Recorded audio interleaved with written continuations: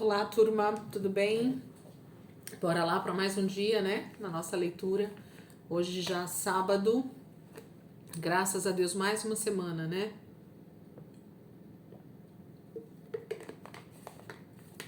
E o Senhor tem cuidado de nós, graças a Deus. Vamos orar, entregar esse momento para o Senhor e começar a nossa leitura de hoje. Jesus, muito obrigada por esse dia, obrigada por esse momento, Pai. Obrigado pelo tempo que o Senhor tem nos dado, o privilégio de estar com o Senhor nessa intimidade, nesse momento a sós contigo. Obrigada, Jesus, por essa semana maravilhosa que nós estivemos meditando no livro de Jeremias, nesse profeta que o Senhor deixou para trazer tantas palavras de despertamento para o teu povo, de aconselhamento, Senhor, a respeito de arrependimento de pecado e de tantas outras questões, Pai. Muito obrigada, Jesus, que essa palavra ela vá sendo movimentada no nosso espírito, que nós sejamos também mexidos por dentro a respeito do nosso posicionamento com o Senhor, da nossa vida de devoção ao Senhor, se realmente temos te adorado, temos amado ao Senhor de todo o nosso coração. Que essa palavra nos confronte primeiro, Jesus, e assim nós possamos sim, Senhor, ser transformados por ela, dia após dia, Senhor, a imagem e semelhança do Senhor. Obrigada, Jesus, que o Senhor possa ministrar de maneira especial nesse dia, Senhor, que esse dia que o Senhor tem preparado para nós seja maravilhoso, assim como todos os outros, Pai. Em nome de Jesus. Amém. Amém, queridos? Vamos lá? Então, hoje, semana 33, dia 6, né? Sábado, dia 12 de agosto. E nós vamos caminhar aqui na nossa leitura dentro do livro de Jeremias, capítulo 14, 15, 16 e 17. Então, capítulo 14, versículo 1 diz assim: O Senhor explicou a Jeremias por que estava havendo uma grande seca em Judá. Judá anda chorando, nos mercados nada há para vender ou comprar. O povo anda curvado e se prostra no chão de tristeza. E os moradores de Jerusalém gritam desesperados. As pessoas ricas mandam seus servos buscar água nas cisternas, mas as cisternas estão secas e os seus servos voltam para casa com os jarros vazios e, decepcionados e desesperados, cobrem a cabeça. A terra está seca e rachada e nada produziu pela falta de chuva. Os lavradores já estão desesperados e cobrem a cabeça. Até as servas no campo abandonam suas crias, porque não encontram capim para comer. Os jumentos selvagens sobem as montanhas, aos montes secos, cansados procuram tomar fôlego, como fazem os chacais quando estão com sede. Esforçam-se para encontrar o que comer, mas não encontram nada. Ó Deus, nós pecamos contra o Senhor muitas e muitas vezes. Fomos desobedientes e rebeldes, mas apesar de tudo isso, haja por amor do seu nome, ó Senhor. Ó esperança de Israel, nosso Salvador, nas horas de sofrimento. Por que o Senhor age como se nem nos conhecesse? Por que o Senhor age como se fosse um viajante que passa pela terra sem ter interesse pelos problemas do povo, que passa uma noite e depois vai embora? Por que age como um homem apanhado de surpresa, como um soldado que não tem poder de salvar? Ó Deus, o Senhor vive entre nós. Nós somos conhecidos como seu povo. Por favor, não nos abandone agora. Assim diz o Senhor a respeito desse povo. Esse povo gosta mesmo é de andar longe de mim. Nunca se esforçou para me seguir. Por isso, não vou mais mostrar amor para com ele. Não vou esquecer os pecados que ele cometeu e vou lhe dar o castigo merecido. Então o Senhor me disse: Não me peça mais para orar pelo bem-estar deste povo. Quando eles jejuarem, não darei atenção ao seu clamor. Quando trouxerem ofertas queimadas e sacrifícios, não os aceitarei. Castigarei duramente este povo, pela guerra, pela fome e por meio de doenças. Então eu disse: Ah, soberano Senhor, os profetas dizem ao povo: Vocês não verão a guerra nem a fome.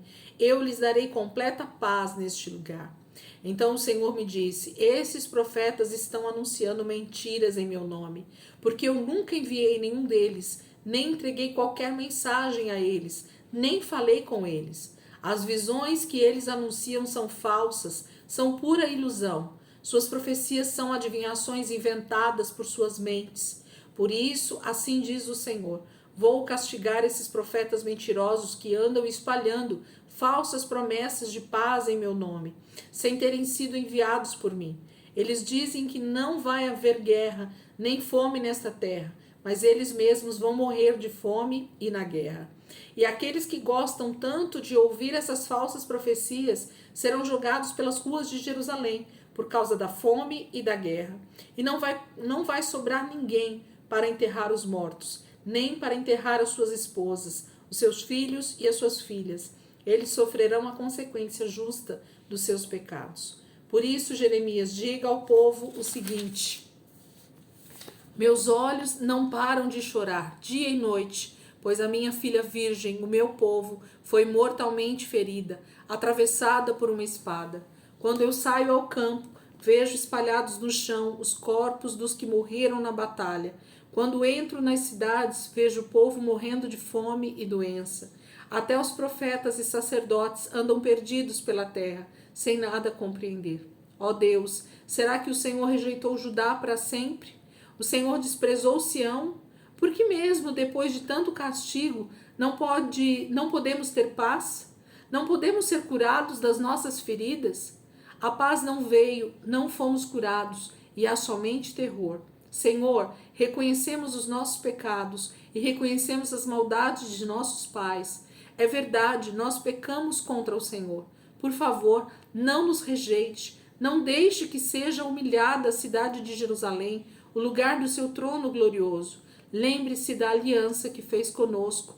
Não nos abandone. Nenhum desses falsos deuses de outros povos é capaz de nos mandar a chuva.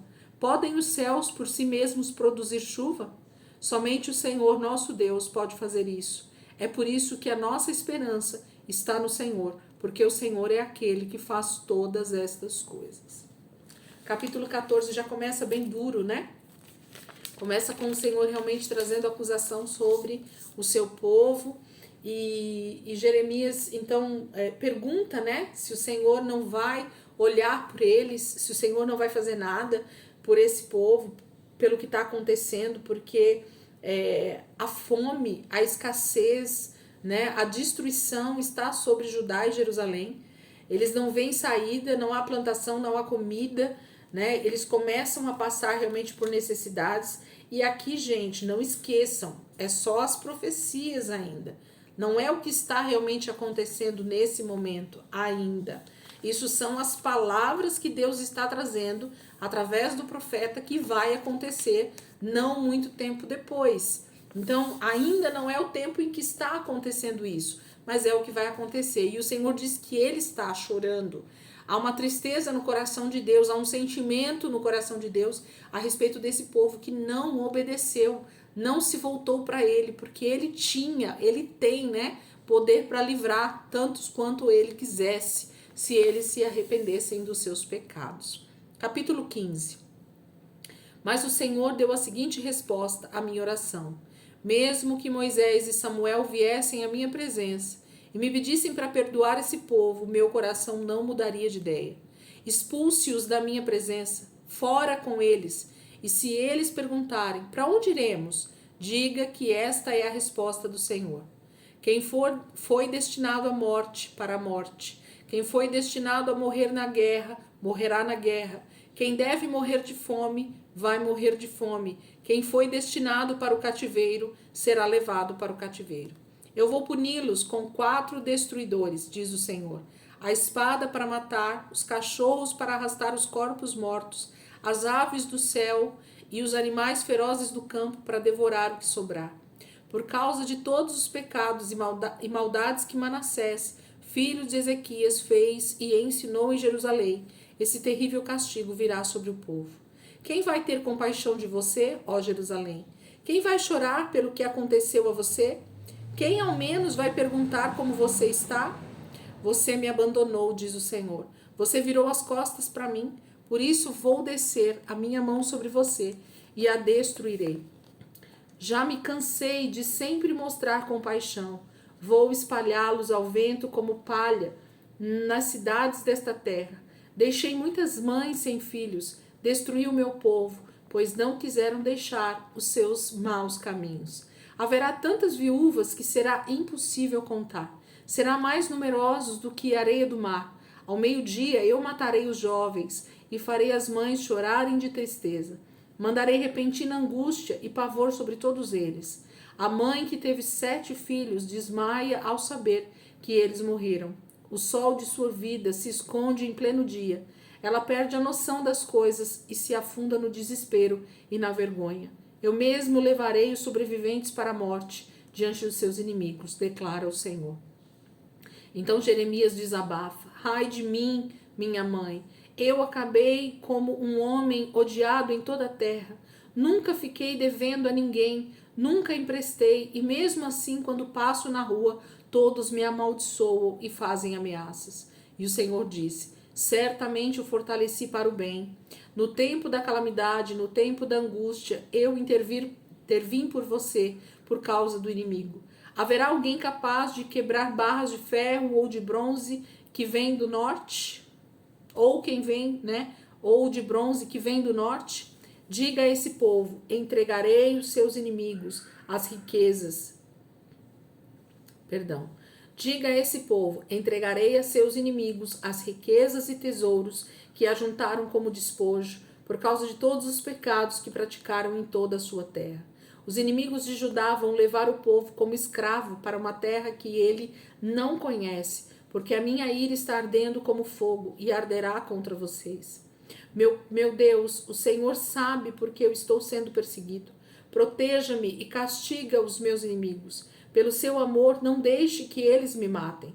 Eu estou sofrendo tudo isso porque amo o Senhor. As suas palavras são o meu alimento, elas enchem o meu coração de alegria. Eu tenho orgulho de ser conhecido como uma pessoa que ama o Senhor, o Deus Todo-Poderoso. Nunca participei das festas e alegrias do povo. Eu já sentia na carne o sofrimento que o Senhor prometeu ao povo por causa do pecado, e por isso vivi sozinho, afastado de todos. Por que o Senhor não cura essa dor, essa ferida na minha alma? Por que não me livra dos meus inimigos? Sua ajuda parece um riacho do deserto, um dia com água de sobra, outro dia completamente seco. Então o Senhor respondeu: você precisa se arrepender, só assim você continuará sendo meu profeta. Se você disser palavras de valor e não inúteis, será o meu porta-voz. O povo se voltará para você, mas você não deve se voltar para eles. Eles vão atacar você como um exército cercando os muros de uma cidade, mas não o destruirão. Eu farei de você uma muralha de bronze fortificada diante deste povo. Eu estou com você e o salvarei e livrarei dos seus inimigos, diz o Senhor. Vou livrar você das mãos dos pecadores e resgatá-lo das garras dos homens violentos. Capítulo 15, a gente tem Jeremias pedindo ao Senhor, livramento, porque, como a gente falou ontem, ele já começa a sofrer certas perseguições, certas afrontas, certas perseguições mesmo, por conta da sua palavra, que é dura, pesada para esse povo, Então, eles começam a ver Jeremias como um profeta de más notícias. Eles começam a ver Jeremias como alguém que só traz más notícias para o povo. Eles começam a perseguir Jeremias para tentar matá-lo, porque ele só traz promessas, profecias duras e pesadas sobre Judá e Jerusalém. Mas o Senhor diz para ele que na presença dele, ele vai fortalecê-lo, ele vai fazer dele uma cidade fortificada, como se fosse uma pessoa de muita força, mesmo diante de perseguições e de adversidades. Isso é maravilhoso. Capítulo 16. Em outra ocasião, o Senhor me deu a seguinte ordem: você não deve se casar, nem ter filhos e filhas nesta cidade, porque assim diz o Senhor a respeito dos filhos e das filhas que nascerem aqui, assim como de seus pais e suas mães. Eles morrerão de terríveis doenças, ninguém vai chorar por eles, e os seus corpos não serão enterrados. Vão apodrecer e servir de adubo para a terra. Os moradores dessa cidade morrerão pela espada e de fome, e os animais ferozes e as aves comerão os seus cadáveres. Porque assim diz o Senhor: não fique com pena desse povo, nem chore por sua causa. Eu tirei deles a proteção e a paz que tinha dado. Retirei o meu grande amor e a minha compaixão, declara o Senhor. Os grandes e os humildes vão morrer juntos nesta terra. e não serão enterrados. Ninguém vai chorar por eles, ninguém se cortará, nem vai raspar a cabeça em sinal de tristeza. Ninguém vai procurar consolar os parentes, levando uma refeição. Ninguém vai mandar um copo de vinho em sinal de tristeza para os filhos que estão de luto pela morte do pai ou da mãe. Você também não deve ir a banquetes e reuniões alegres, onde há comida e bebida à vontade, porque assim diz o Senhor Todo-Poderoso, o Deus de Israel. Eu vou acabar ainda durante esta geração, na presença de vocês, com toda a alegria. Não vão mais se ouvir as vozes felizes e o riso, as canções alegres e a conversa cheia de sonhos do noivo e da noiva. Quando você anunciar isto ao povo, eles vão perguntar: por que o Senhor promete nos castigar desse jeito? O que fizemos de mal para merecer tanto sofrimento? Qual foi o nosso pecado contra o Senhor, contra o nosso Deus? Então você deve dar a minha resposta. Foi porque os seus pais me abandonaram. Procuraram outros deuses e prestaram culto e adoraram a eles. Eles deixaram de lado a mim e a minha lei. E vocês foram piores que seus pais. Vocês são teimosos, têm o coração mau, duro como pedra. Preferem fazer sua própria vontade a obedecer-me. Por isso expulsarei todos vocês desta terra e os jogarei numa terra estranha e distante, onde os seus antepassados nunca estiveram. Lá vocês continuarão a adorar deuses falsos dia e noite, pois não terei misericórdia de vocês. Apesar de tudo isso, vai chegar um dia maravilhoso, diz o Senhor, quando ninguém mais vai comentar como Deus tirou os israelitas do Egito. O assunto será a libertação dos israelitas que eram escravos na terra do norte e estavam espalhados por todo o mundo. Todos vão comentar como o Senhor tirou o povo de Israel da escravidão e o levou de volta à sua antiga terra, prometida aos seus antepassados. Mas agora vou mandar pescadores, declara o Senhor, e eles os pescarão. Depois mandarei chamar caçadores, e eles os caçarão nas florestas, nos montes, nas colinas e até nas cavernas. Eles não escaparão do meu castigo, porque os meus olhos veem tudo o que eles fazem de errado. Ninguém é capaz de esconder-se de mim. Homem nenhum poderá me impedir de ver os seus pecados. E os castigarei em dobro pelos seus pecados e desobediências, porque contaminaram a minha terra com as carcaças de seus ídolos detestáveis e ofereceram criancinhas aos seus falsos deuses. Toda a minha terra ficou cheia de pecado. Ó Senhor, minha força e minha fortaleza, meu refúgio no sofrimento. Povos desde os confins da terra virão ao Senhor e dirão: nossos pais correram atrás de ilusões, adorando ídolos que nada valiam e que não fizeram bem algum. Seria possível ao homem criar os seus próprios deuses? Os ídolos feitos pelo homem não têm nada de Deus, são falsos deuses. Quando vierem a mim, com esse espírito mostrarei a todo mundo o meu poder e a minha força. Então finalmente saberão que o meu nome é Senhor. Não há como, esconder coisa alguma do Senhor. E ele diz que não haverá outra maneira desse povo ser confrontado ou se arrepender se não for a partir do juízo de Deus, né? E ele fala que eles não vão ser mais conhecidos como o povo que o Senhor livrou do Egito, mas agora como o povo que o Senhor tirou da escravidão do reino do norte, né? Agora tem a ver com a Babilônia, agora tem a ver com outro tipo de nação, com outro tipo de governo, de reino, né? Antes era Faraó e o Egito, agora vai ser a Babilônia e os seus reis e os seus príncipes, né? Que vão escravizar Israel. Agora eles serão conhecidos por outro tipo de destruição, de cativeiro, de escravidão, porque o Senhor está fazendo isso. Capítulo 17, nosso último texto de hoje. Ele é bem extenso. Parece que o pecado foi gravado no coração de tábua do povo de Judá, com um ferro bem afiado, com a ponta de um diamante, bem como nas pontas dos seus altares. Os seus filhos lembram dos altares dos falsos deuses, debaixo das grandes árvores nos altos dos montes, e sobre as montanhas do campo. Por isso vou entregar aos inimigos as riquezas e tesouros do povo de Judá. Eu os darei como despojos, eles dominarão sobre a terra, inclusive os montes onde vocês pecaram em todo o país. Esse vai ser o castigo pelo pecado do povo. Vocês mesmos serão culpados de perder a maravilhosa herança que eu lhes dei. Vocês serão levados como escravos dos seus inimigos para uma terra estranha e distante, pois acendeu-se a minha ira e ela vai queimar para sempre. Assim diz o Senhor: maldito é o homem que confia nas suas próprias forças e na capacidade humana, afastando o seu coração do Senhor. Ele será como uma pequena árvore seca no meio do deserto. A sua vida será como o deserto de Judá, seco e salgado, uma terra onde ninguém é capaz de viver. A verdadeira felicidade passa muito longe dele. Mas o homem que confia no Senhor, que colocou no Senhor toda a sua esperança, esse sim é muito feliz. A sua vida é cheia de bênçãos. Ele será como uma árvore plantada à beira de um rio. As suas raízes entram profundamente na terra, em direção à água. Por isso, ele não se incomodará com o calor, e suas folhas continuam sempre verdes, mesmo no tempo de seca. Ele não fica ansioso, nem deixa de produzir fruto.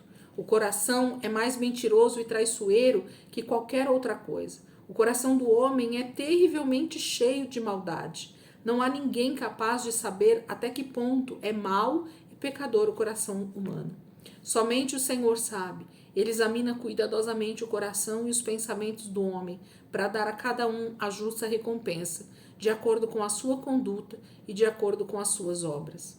O homem que consegue muitas riquezas com a desonestidade é como a perdiz que choca ovos de outros pássaros. Quando os filhotes crescerem, eles a abandonarão. Assim também as riquezas do homem desonesto desaparecerão, e no fim ele não passará de um tolo.